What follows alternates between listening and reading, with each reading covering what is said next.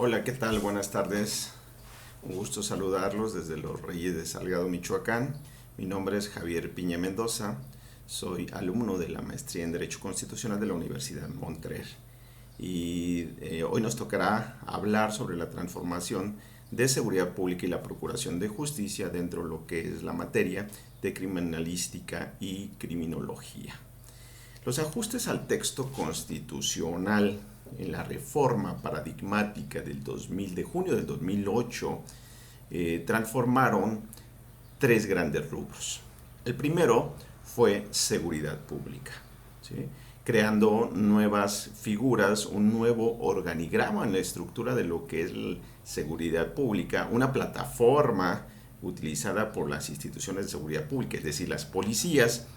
También el ámbito de justicia penal.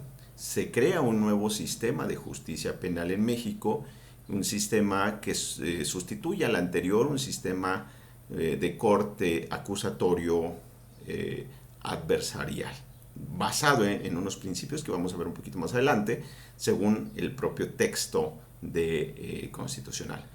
También dentro del sistema de justicia penal aparece un nuevo juez que anteriormente no lo teníamos, al menos aquí en México, y es el juez de ejecución de sanciones penales, con la finalidad de que él sea el propio ámbito y el poder jurisdiccional, el poder judicial, quienes sean los únicos facultados para modificar una pena, una sanción que haya sido impuesta dentro de un proceso penal.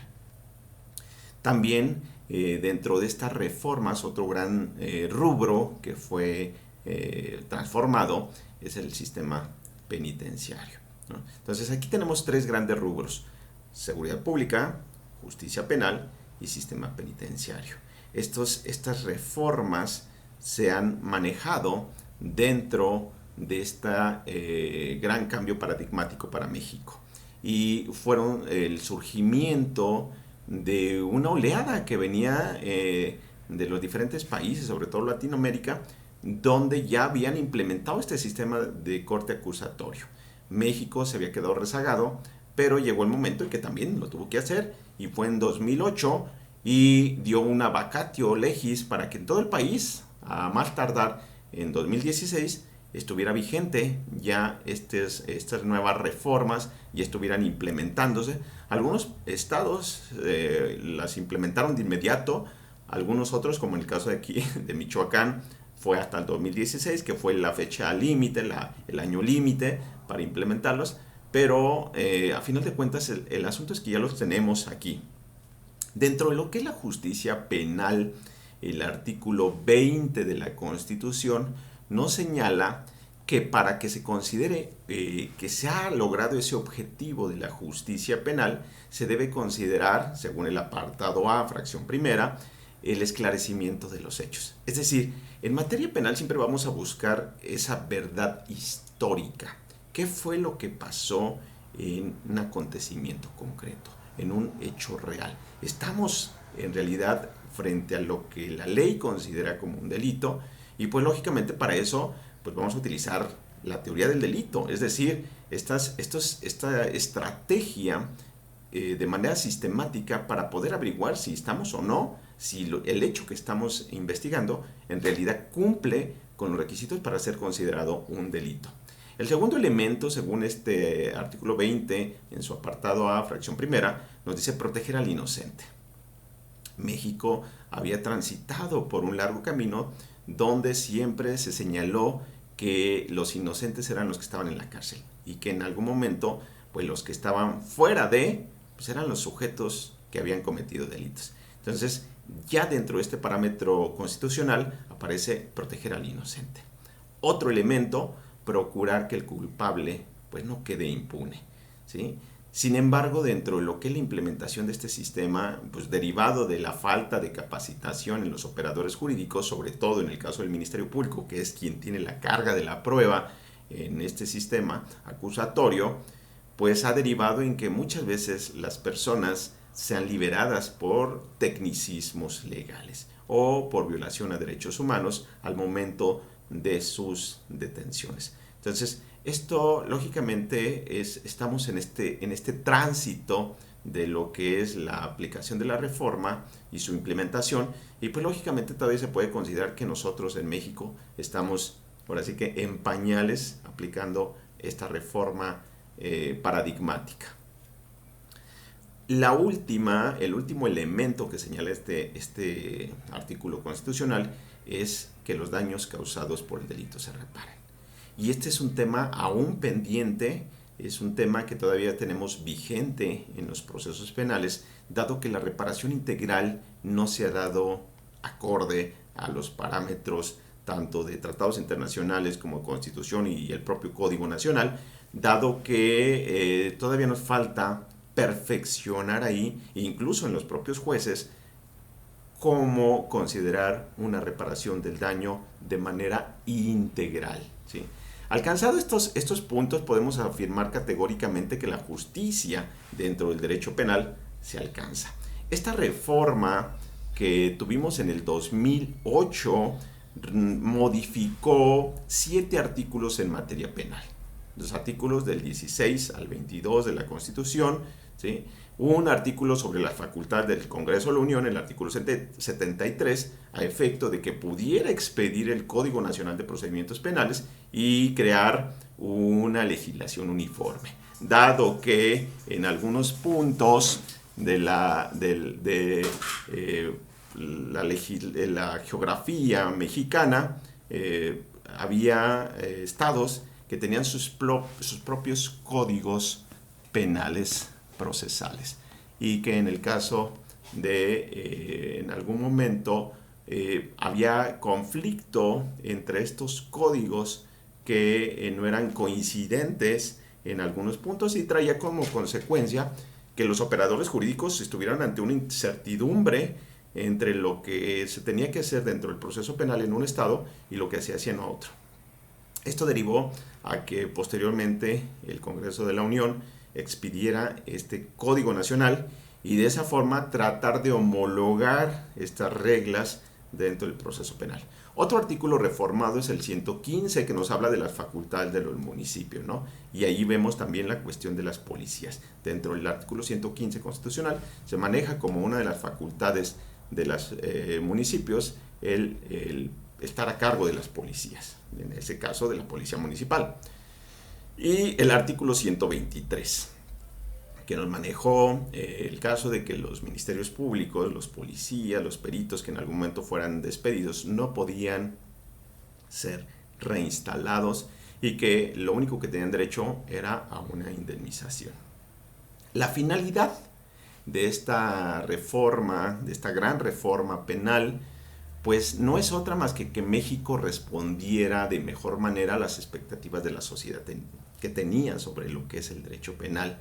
En realidad aplicar este estado de derecho que aún en este sistema seguimos viendo en algunos detallitos, ¿no? En algunos operadores jurídicos vemos que a pesar de la reforma seguimos viendo cierta impunidad, cierta corrupción que siguen permeando, ¿sí? Pero como lo decía hace un momento, estamos en esta fase de implementación y que por lo tanto conlleva a que pues todavía estamos conociendo estas normas, a pesar de que han transcurrido prácticamente 2016, estamos hablando de 8 años ya prácticamente.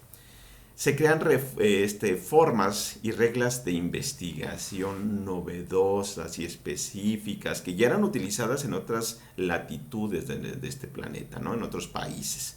Ya esta investigación de corte científico, ya tratando de utilizar herramientas técnicas que pues, lógicamente la criminalística ha dictado son las adecuadas para el levantamiento de indicios, para la recolección de estas evidencias, para el embalamiento, se maneja la cadena de custodia para lograr que este principio de mismicidad, ¿sí?, llegue y se aplique, es decir, que la evidencia recopilada en la escena del crimen sea la misma que llegue hasta la audiencia de juicio. Las reformas, pues lógicamente, buscan fortalecer este marco legal, ¿sí? Y una de las transformaciones dentro de las instituciones de procuración de justicia es la transformación de lo que anteriormente eran estas procuradurías a una nueva institución que son las fiscalías, ¿sí? Estas fiscalías que se busca que ahora sí cumplan con ese requisito de que sean totalmente autónomas y que no estén dependiendo tanto de los poderes ejecutivo o legislativo. Y por lo tanto se ha ampliado el periodo en los cuales los fiscales están al frente de estas dependencias, a efecto de que no coincida, como en antaño, que cada que llegaba el gobernador o que cada vez que había cambio de presidente de la República, designaban a sus fiscales, ¿sí? Ahora estos fiscales van a permanecer ahí y pues lógicamente dentro de esto pues está la garantía del acceso a una justicia imparcial, pronta y expedita, tal y como nos la maneja nuestro artículo 17 constitucional, este derecho humano de acceso a la justicia y pues lógicamente a la justicia penal. En lo que a la justicia penal se refiere precisamente, pues transitamos de un sistema procesal inquisitivo a uno ahora de corte adversarial y oral, que implicó, pues, lógicamente, como lo decía hace un momento, un cambio de paradigma. Pero no solo un cambio de paradigma, sino también esto implica un cambio de cultura, porque en este sistema vamos a la cuestión del respeto de los derechos humanos, tanto de víctima como de los imputados o de los indiciados o los denunciados, porque este artículo 20 constitucional, ¿sí?, en su apartado A, pues maneja los principios que deberán ser respetados dentro del proceso penal. Entre ellos, pues lógicamente está el principio de publicidad, a efecto de brindar esa transparencia y legitimidad a los procesos y pues lógicamente al Poder Judicial, a efecto de que pues, la sociedad en su conjunto puede estar atenta a cómo se desarrolla un proceso penal, pero también a las resoluciones que está dictando el juez en base a lo que se está ahí discutiendo. El principio de contradicción, que no solo implica el derecho de que me escuchen, sino también yo de poder ofrecer y refutar las pruebas que está ofreciendo, sobre todo el Ministerio Público, que es el que tiene la carga de la prueba en este sistema acusatorio y que por lo tanto a él le corresponde determinar y acreditar que efectivamente, uno, se acreditó un hecho con la apariencia de delito o un hecho que la ley señala como delito, y dos, que una persona lo cometió o participó en su comisión. El otro principio aplicable a este sistema penal es el de concentración. ¿Qué significa esto de concentración? Bueno, que se trate de que la mayor cantidad de actos jurídico-procesales se desarrollen en la menor cantidad de audiencias, ¿sí? Entonces, por ejemplo, en la audiencia inicial vamos a ver que se encuentra configurada para que los operadores jurídicos que en ella intervienen, así como las partes, puedan resolver, uno, la legalidad de la detención. Dos, se pueda formular imputación, ¿sí?, ahí en ese mismo momento. Tres, se pueda resolver la vinculación a proceso, ¿sí? Cuatro, que se puedan también discutir la aplicación de medidas cautelares. Entonces, esa es la intención, que no se hagan tan extensos los procesos penales, es decir, que se concentren en la mayor medida estos actos jurídicos en las audiencias. Otro principio aplicable es el de continuidad, a efecto de que pues, no quede paralizado estas audiencias, sino que haya precisamente un seguimiento y que no haya una separación entre una audiencia y en otra. Es decir, terminando una, vamos con la siguiente. Y lógicamente un principio muy importante y que anteriormente no lo teníamos nosotros aplicable, que es el principio de inmediación. ¿Qué es esto? Bueno, pues que el juez tiene que estar presente ahí, tiene que escuchar, tiene que ver, y que en caso de que el juez no puede estar o que por alguna situación extrema ya no pueda acudir, se tiene que iniciar de nuevo, dado que tiene que estar ahí en ese momento. Otra cuestión que tenemos ahora dentro de esta transformación, pues son las técnicas y las estrategias de litigación. Es decir, esta cuestión de cómo integrar desde el inicio, tanto para defensor como para Ministerio Público, una teoría del caso. ¿Sí? Cómo formular esa teoría del caso. Cómo formular y recopilar estos datos de prueba. Cómo interrogar a los testigos. Cómo contrainterrogar. Cómo evidenciar contradicciones. Cómo incorporar evidencia material a juicio. Cómo formular estos alegatos, y pues esto va muy de la mano con la argumentación y la oratoria, que en algunos casos a nosotros como operadores jurídicos nos hace falta perfeccionar estas técnicas, dado que pues las facultades no lo manejan como una materia, y que muchas veces pues se nos dificulta el poder realizar argumentación concisa, concreta y clara. Es preciso mencionar que los artículos 11 y 12 del Código Nacional de Procedimientos Penales hacen alusión a dos principios que también imperan y que son importantes dentro del proceso penal. El principio de igualdad entre las partes y el principio de juicio previo y debido proceso.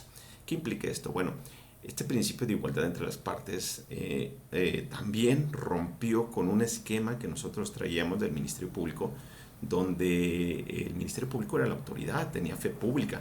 En la actualidad el Ministerio Público, ante esta igualdad y un deber de lealtad, se considera que no tiene más beneficios que la defensa, y que por lo tanto el juez va a tratarlos en igualdad de circunstancias. Y el principio de juicio previo nos habla de que ninguna persona podrá ser condenada a una pena ni sometida a alguna medida de seguridad, sino en virtud de una resolución dictada por un órgano jurisdiccional, obviamente, previamente establecido y con las reglas expedidas con anterioridad al hecho. Estos principios que hemos mencionado, tanto constitucionales como del Código Nacional de Procedimientos Penales, la intención es que aporten claridad, ¿sí?, a los lineamientos del delito, y lógicamente que hagan efectivo los derechos que se encuentran plasmados para todos los intervinientes y lógicamente para las partes de este conflicto penal, ¿sí?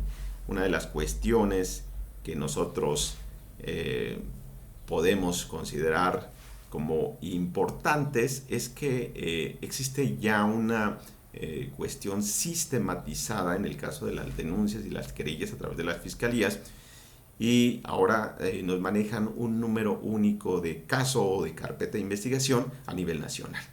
Y esto nos perfecciona también para que los tipos penales puedan ser claramente detallados y pues lógicamente las conductas típicas puedan ser identificadas.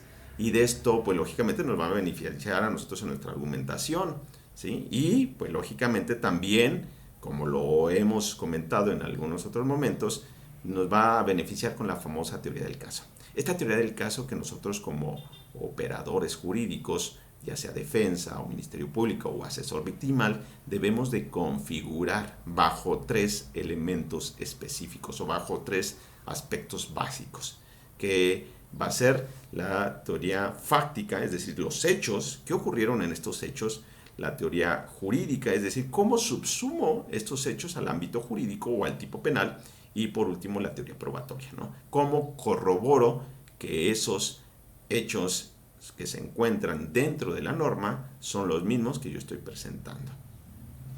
Una de las cuestiones importantes, ¿sí?, lo mencionábamos también, es esta nueva figura que aparece dentro del sistema de justicia penal, que es el juez de ejecución. Una figura que anteriormente no existía y que en el caso de las personas que eran sentenciadas quedaban a disposición del Poder Ejecutivo. a través de la Dirección de Prevención y de Readaptación Social, y a través de criterios discrecionales ellos determinaban qué persona podía obtener un beneficio preliberacional o qué personas podían acceder a estas, ahora sí, a estas libertades anticipadas. En la actualidad ya no. En la actualidad es un juez, es un procedimiento bajo las mismas reglas que el procedimiento penal, es decir, oral, adversarial y bajo los principios que ya mencionamos, quien va a determinar también con base a las evidencias, a las pruebas que se desahogan en una audiencia, si la persona que está sentenciada tiene derecho o no a un beneficio preliberacional, a una libertad anticipada, a una semilibertad o alguno de los otros beneficios que señala la Ley Nacional de Ejecución de Sanciones Penales. La víctima ha sido revalorada, lo mencionábamos también en un momentito, en el artículo 20 constitucional, decíamos el apartado A, eran los principios, el apartado B, los derechos del imputado, y el apartado C, los derechos de la víctima. No solo a nivel constitucional aparecen los derechos de la víctima, sino tenemos una ley nacional de víctimas, ¿sí? Donde en su artículo 4 nos señala qué es una víctima directa y cuál es una víctima indirecta. Y con base a eso, pues lógicamente se reaparece la figura de la víctima, que en el sistema inquisitivo parecía como que se difuminó o se perdió, y que ahora pues lógicamente aparece y con estos beneficios. Una cuestión muy importante es ya no tanto la reforma, sino la implementación, ¿sí? Y que es una de las críticas que se han hecho. Esta implementación que no ha cumplido, al menos con los estándares que se consideraban iban a tener ya para esta fecha, y que aún seguimos, les decía yo, con ciertos vicios, con ciertas irregularidades, sobre todo en la etapa de investigación y en la investigación inicial, que es la que le corresponde al Ministerio Público, y pues que nos toca muchas veces acudir ante los jueces de control a efecto de que llevar ahora sí que a estos ministerios públicos a que cumplan con los parámetros que han sido dibujados tanto en la Constitución como en el Código Nacional. Y pues lógicamente pues es un camino arduo para los operadores jurídicos, sobre todo para los asesores victimales, que realizar este tipo de solicitudes, dado que los ministerios públicos lo toman como si fuera un ataque hacia ellos en cuanto a su persona, y lógicamente crea una animadversión de ellos hacia los asesores de víctima. Entonces es algo que debemos superar, y creo yo que este sistema vamos por buen camino. Todavía, obvio, nos falta mucho por recorrer, pero creo que se está cumpliendo poco a poco las finalidades que fueron planteadas en la reforma. Por otra parte, por lo que respecta al crimen organizado, considerado dentro del ámbito teórico del derecho penal como el derecho penal del enemigo, ¿sí? Donde el derecho penal pues no puede hacer frente al crimen organizado con las mismas armas, con las mismas herramientas como lo hace con el crimen común, y por lo tanto crea figuras especializadas para hacer ahora sí un ataque frontal al crimen organizado. Y pues dentro de estas armas creadas aparece el arraigo, que cabe mencionar ha sido recientemente declarado inconvencional. También esta figura que también fue declarada inconvencional de la prisión preventiva oficiosa, y la legislación secundaria, como es la Ley Federal contra la Delincuencia Organizada, la Ley Nacional de Extinción de Dominio, que son figuras jurídicas creadas ex profeso para hacer frente a este lastre que tenemos en México del crimen organizado. Poco a poco vemos que han tomado ahora sí que bastiones, en el caso de Los Reyes, que es parte ya de los límites que tenemos con Tierra Caliente. Vemos con tristeza cómo estos grupos se pasean sin el menor pudor. Pero bueno, a final de cuentas, el Ejecutivo Federal dice que pues es mejor abrazos y no balazos. Entonces vemos ahí una incongruencia con lo que mandata la Constitución y lo que toma como determinación, pero bueno, es algo que desgraciadamente no podemos dejar de mencionar, esta implicación que es el ámbito político y el ámbito jurídico, dado que se correlacionan en estos puntos.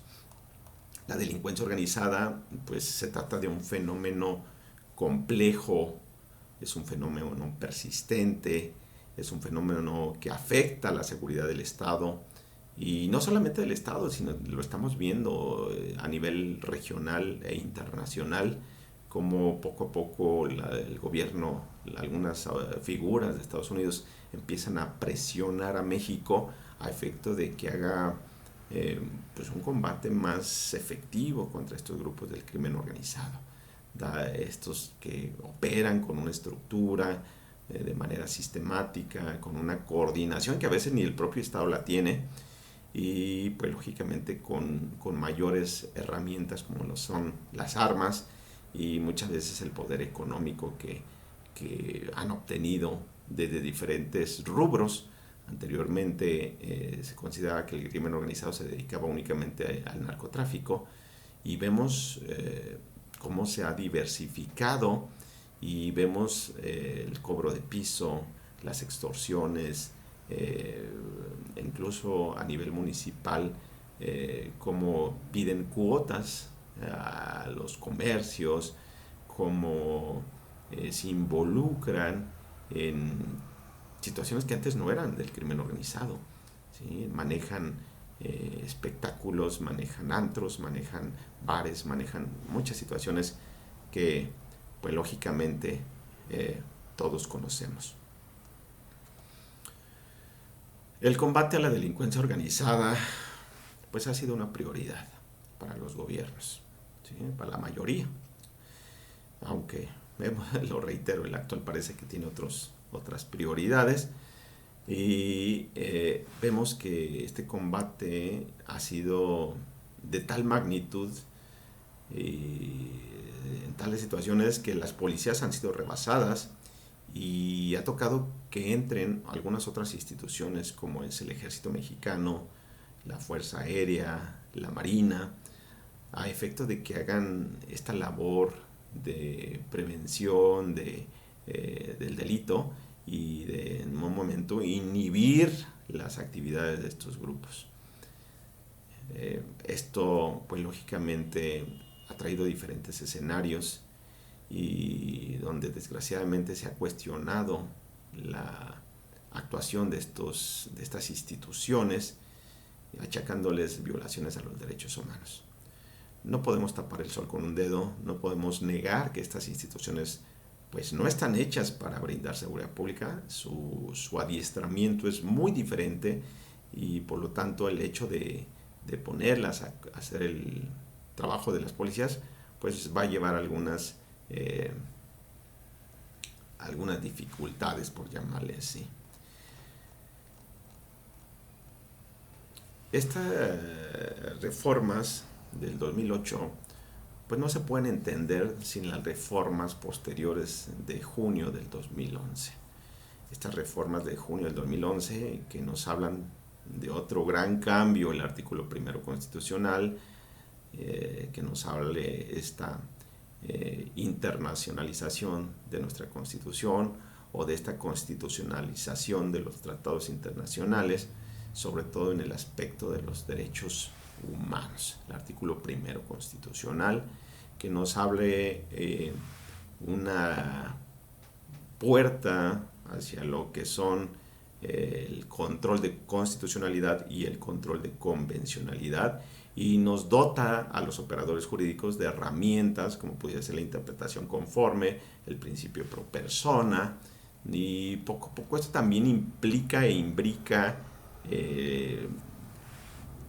que lo tengamos que manejar en derecho penal, ¿sí? Tanto como de la víctima, lo decía yo en su momento, como del imputado. Entonces, la intervención de organismos jurisdiccionales para la protección de los derechos humanos y la control de convencionalidad difuso a través de las autoridades de todos los ámbitos y de todos los niveles, pues trae como consecuencia que México sea considerado hasta este momento como un gran protector de los derechos humanos. Sin embargo, en la actualidad nuevamente se empiezan a ver cuestiones donde pareciera que estas reformas han quedado en el ámbito cosmético, dado que la aplicación de ellas, la implementación y lógicamente su observancia, la vemos como muy esporádica en algunas partes. Las sentencias de la Corte Interamericana, que nosotros sabemos que es un organismo jurisdiccional regional y al cual México se sometió voluntariamente, el gobierno actual pues, parece hacerle el feo a estas sentencias, cuando la Corte mexicana también ya ha determinado que las sentencias de la Corte Interamericana, cuando México es parte y cuando México no es parte, son vinculantes y por lo tanto obligatorias. Entonces, es una cuestión muy interesante esto del control de convencionalidad. Y pues lógicamente dentro de las obligaciones del artículo primero constitucional, dentro de lo que son los derechos, pues está el promover, respetar, proteger, garantizar, prevenir, investigar, sancionar y reparar estas violaciones a los derechos humanos. Entonces, estas reformas, tanto la del 2008 como la del 2011, de manera conjunta, han pintado un nuevo panorama en la justicia y sobre todo en la justicia de índole penal. Nos han traído instituciones, nos han traído figuras, nos han traído nuevas formas de operar dentro del proceso penal. Espero les haya servido esta pequeña cápsula. La intención es únicamente hacer un breve repaso de esta reforma. Es cuanto. Muchas gracias y muy buenas tardes.